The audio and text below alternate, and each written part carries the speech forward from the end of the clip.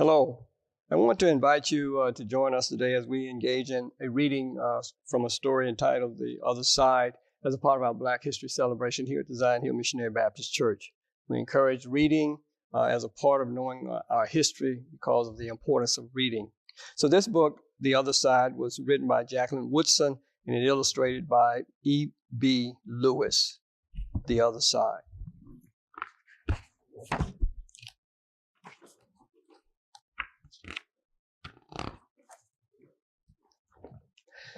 That summer, the fence that stretched throughout our town seemed bigger.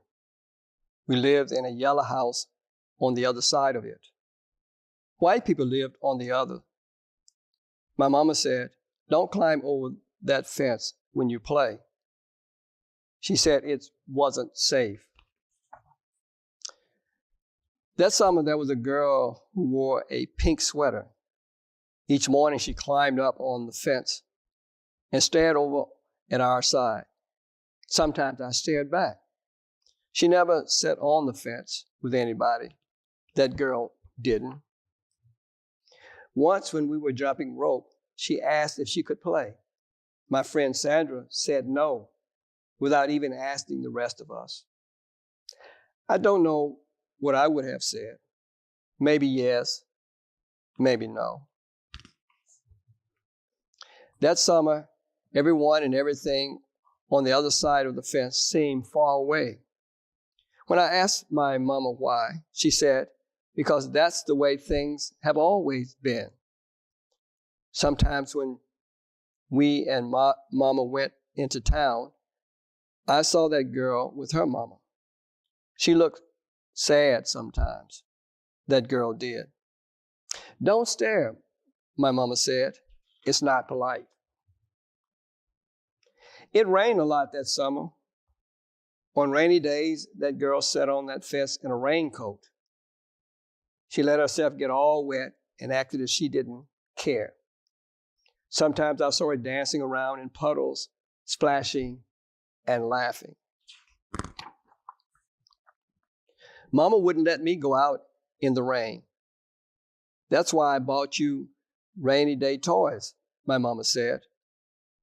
"You stay inside here where it's warm, safe, and dry." But every time it rains, I look for that girl, and I always found her somewhere near the fence. Someplace in the middle of the summer, the rain stopped. When I walked outside, the grass was damp, and the sun was already high in the sky. And I stood there with my hands up in the air. I felt brave that day. I felt free. I got close to the fence, and that girl asked me my name. "Clover," I said. "My name's Annie," she said. "Annie Paul." "I live over yonder," she said, "by where you see the laundry. That's my blouse hanging on the line." She smiled then. She had a pretty smile. And then I smiled. And we stood there looking at each other, smiling. "It's nice up on the fence," Annie said. You can see all over." I ran my hand along the fence and reached up and touched the top of it. "A fence like this was made for sitting on," Annie said. She looked at me sideways. "My mama said I shouldn't go on the other side," I said. "My mama said the same, but she never said nothing about sitting on it." "Neither did mine," I said. That summer, me and Annie sat together on that fence. And when Sandra and them looked at me funny, I just made believe I didn't care. Some mornings, my mama watched us. I waited for her to tell me to get down from that fence before I break my neck or something, but she never did. "I see you made a new friend," she said one morning, and I nodded, and Mama smiled. That summer, me and Annie sat on that fence, and watched the whole world around us. One day, Sandra and them were jumping rope near the fence, and we asked if we could play. I don't care, Sandra said. And when we jumped, Sandra and me were partners. That way we used to be.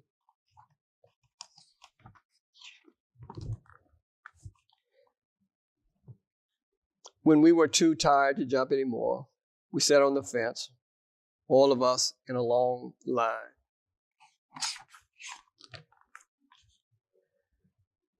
Someday, somebody's going to come along and knock down this old fence, Annie said. And I nodded, yay. I said, someday. The end. Me and Annie sat together on that fence. And when Sandra looked at me funny, I just made believe I didn't care. Some mornings, my mama watched us. I waited for you to tell me to get down from that fence before I break my neck or something. But she never did. I see you made a new friend, she said one morning. And I nodded, Mama smiled. That summer, me and Annie sat on that fence and watched the whole world around us. One day, Sandra